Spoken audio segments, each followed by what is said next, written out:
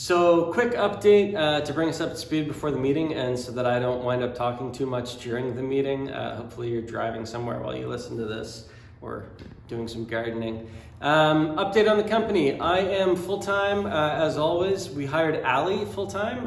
Best decision we've ever made. She was our best intern from last year. She's absolutely killing it. Everything is managed and organized and thriving. Under her guidance. Allie is coordinating 9 interns now. It's going to be 15 to 20 in the fall. Devs, UX, UI, business. It's an odd thing that we work with so many interns, or it struck me as odd initially, but we tell them at the start, we say, look, you guys are paying tuition to work with us for free. It's a little weird. And they say, yeah, but we need the experience. We need it for our resume. And we say, okay. Great, thank you, and we give them, good resume points, good connections. We do everything we can for them, and so it seems to work out as a win-win. Jolie joined us recently. She put in a $15K investment, is putting in $10K per week. Steve has always been, $10K-ish or more per week, based out of Halifax in Nova Scotia. What you'll notice from the team lineup is we have no tech lead, and that will become a topic later on. For a tech company. So the current app, we submitted a provisional patent primarily concerned with this slider. The idea being our machine learning doesn't do it right now, but that it would be measuring, when somebody is hesitating, when somebody is moving around, and that would give you a more accurate rating than what would be more traditional for this, which is just Likert scale 1 to 7.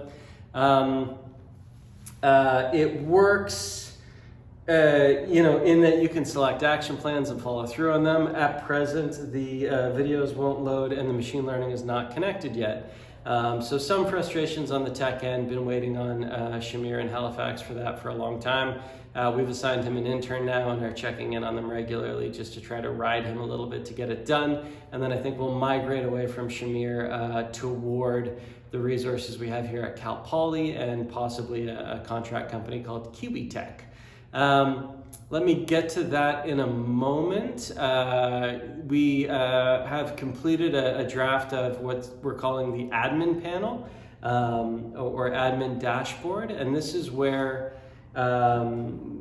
you would understand this mobile app is for the student who might be using it, but the admin panel is for the Steve Smiths of the world, the deans of students, the vice provosts of student success, enrollment management.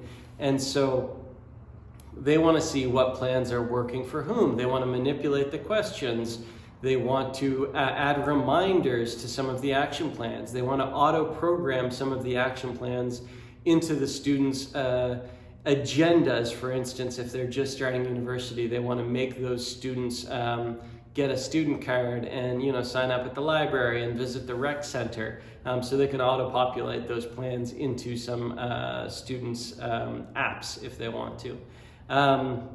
The next version of this app will also allow us to test it on various markets. This is something I'm super passionate about. We have a group here that's willing to try it out for new moms. So imagine having this app, change up the questions. Do you feel isolated? Do you feel lonely? How old is your baby? And then pre-populate it with some of the best action plans we could come up with for new moms. And then just see how it rolls, right? Let people write their own action plans. So it's kind of a trial. You could see a team of interns running this, populating it with action plans, seeing what people need, and it's a way of testing whether our app can jump verticals, right? We're kind of building it for universities, but we really think it can jump verticals. We're in conversations with other groups as well, Veterans Affairs, military, and basically trying to work with anybody who will give us money to prototype something for them. V2 of the app is coming along. So right now you come into the app, you're kind of forced to take this really long questionnaire, and then when you finish the questionnaire, you hit this endless scroll of paths, and it's it's good. You can see, you can select, you can add, and that kind of thing. But the problem with this is that it stresses you out. You're like, oh my God, there's a lot of things. I'm never going to get them all done. It's like having an email inbox that can never be emptied and you can never complete all the tasks that you want to anyway. So what we've come up with is a slightly different style for V2. You still have that scroll because people want to search these things, or people want to, find something for fitness, find something for social, find something for an international student. But the action plans are coming up full screen. I don't think any of the people watching this are going to be on Tinder, but they have this thing where you swipe right, swipe left to adopt or dismiss. Tinder is a dating app, so somebody who you might want to date. Kind of the same idea here. The action plan shows up full screen, you dismiss it or you accept it. And as I'm discussing the app, just so you kind of get to know our machine learning needs, which we have some resources, but not enough. This questionnaire, we say, when we talk about this, we talk about how it's going to measure somebody's hesitation and gesture force and all that. It doesn't do that right now. It just takes a number at the end of the slide. And it's kind of the same thing for the V2. We would want to capture how long somebody is hesitating, whether somebody is scrolling up looking at a path or not, and then how quickly they dismiss it or how quickly they adopt it and what they do from there. So that's on the docket of things to figure out. Okay, I'm going to move on to some other topics. That was kind of an overview of where the tech is right now. Let's move on to money. We're trying to do pre-sales with universities. We've spoken to maybe 12 of them in the past month. Some big ones: Georgia Tech, Rutgers, Ali's helping me out on the other side of the camera, and then some smaller ones. Right now, University of Manitoba looks like they might be keen on a trial. It's an interesting phase, right? I'm trying not to sugarcoat for you guys. The app isn't quite ready enough for us to sell it, and we don't quite have the process down enough. So it's more like, do you like the idea? Do you want to do a paid trial? Here's all the great stuff we're going to discover. Let's write some grants together. It's more of that kind of conversation. If somebody, we got this far with $18,000 spent on TopTal, who are a dev agency. We had a dev in Russia and a dev in Romania. I really think we're going to have a pretty polished and ready thing when we finish V2, which will be this fall, according to our plans. And then we'll really be ready to sell it. And so, I don't know, tell me, should we be pushing harder on sales right now, having pretty screen caps and pretty images, showing them what it's going to be, and then we build to that after we've sold it? Or is it okay to be building first? You guys have more expertise on that than I do. On the grant front, we've been, it's been a little slow. We won $30K recently. We're submitting an SBIR, which would be $1 million if we get it. That particular one, we got a 60 on it the first time we submitted it. We got like an 85 on it the second time we submitted it. And so hopefully, we're elevating our game to the point where we should be able to win one of these big $1 million grants. They take a long time to write. You have to have various partnerships. And then when you win them, there's a whole bureaucratic nightmare involved, but still it's $1 million. And it could be more if we go to phase 2. We've been having some conversations with partners. There's a company called Maslow that we were very keen on for a while. They have an AI that's meant to be empathetic computing. Didn't go through.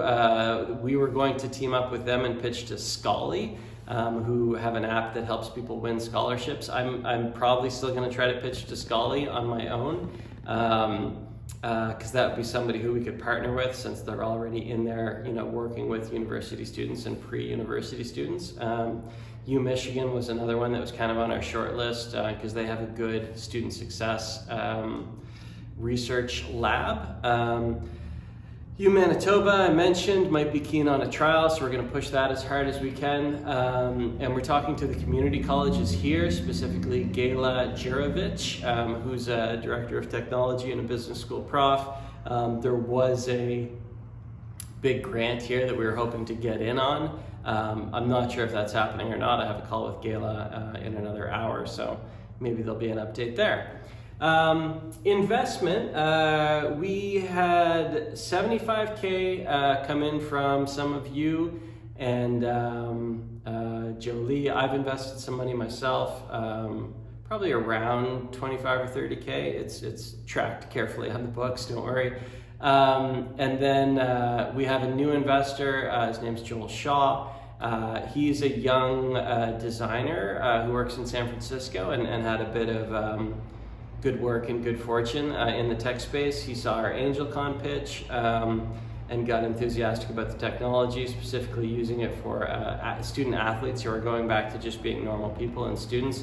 So we're seeing this trend of investors getting excited about using this technology when they understand the fundamental core of it for their own passion projects. And we are pitching to a lot more investors. We're in conversations with Kern Venture Group. We have a call with What If Ventures later today. So trying to find people who believe in what we're doing and want to support us both with cash and connections, right? We're also applying to a bunch of accelerators, Y Combinator, Techstars, probably 500 startups.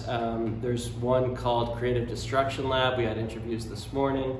And so part of the game there is they put in a bit of money and they take a little bit of the company, but again, it's more so connections, right? If one of them had a really good connection to, you name it, right? Veterans Affairs or some, organization that wanted to try out our app, or some university where they,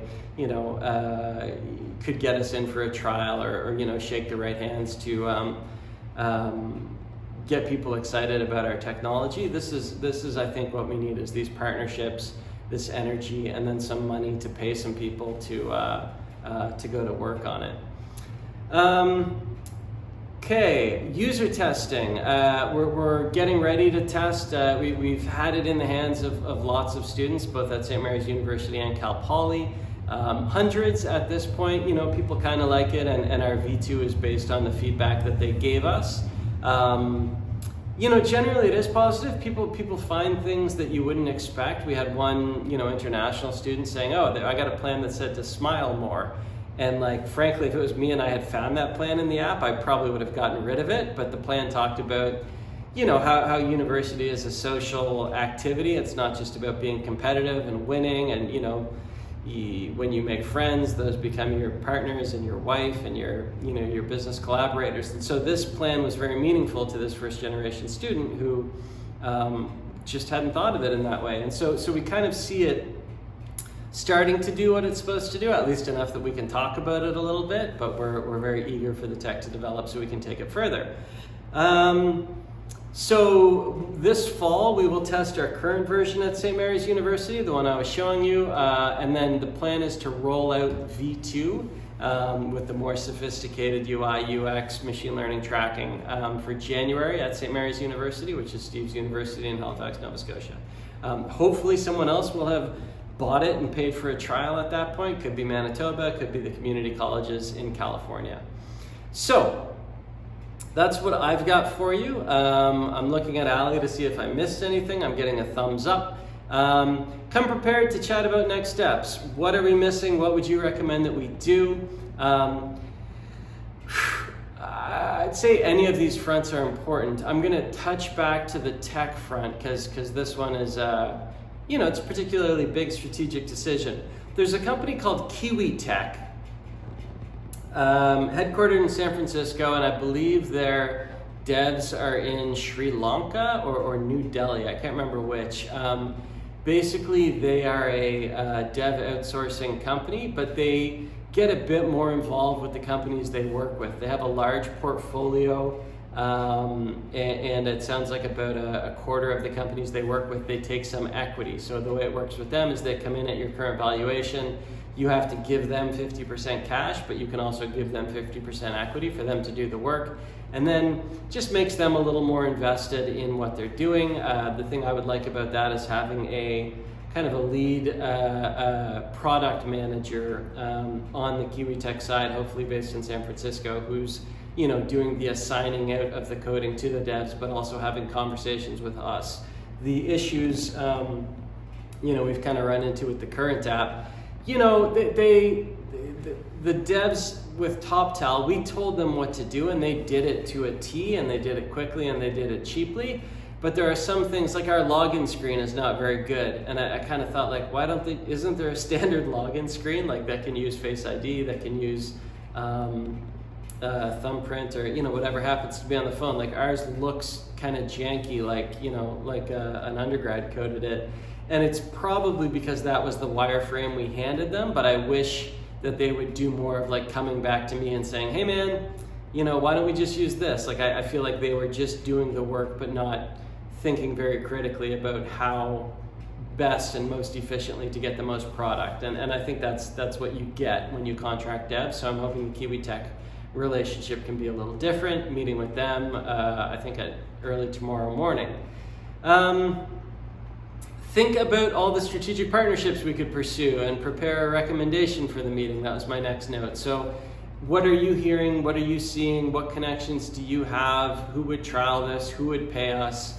Do you know anybody in universities or colleges who might be willing to give this a little, to start the ball rolling? We're good on those calls. We can talk about it, but it's hard to break into them initially, because it, you know, for the poor dean of students who gets on the phone with us, it's like, hey, we got a new technology, you know, here, I'm gonna make you understand it. And then they're like, oh geez, okay, I understand it, you know. And then you're like, okay, now we want you to like connect with all your other people, and what's the sales process at your university? And they're like, oh, and it just sounds like we're giving them a bunch of work. So if we can get an eager, you know, an eager partner in this, that could go a long way.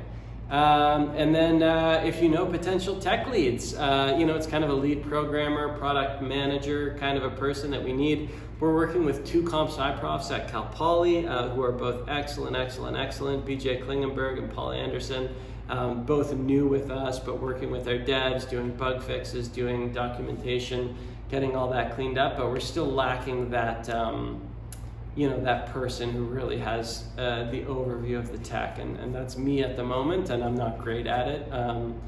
And so just in that I'm not technical, I do my best, but if we could find the right person, that would be a big asset to the company as well. Thank you. Hope that wasn't too long. Hope you got some gardening or driving done, and we'll see you in the meeting. Bye-bye.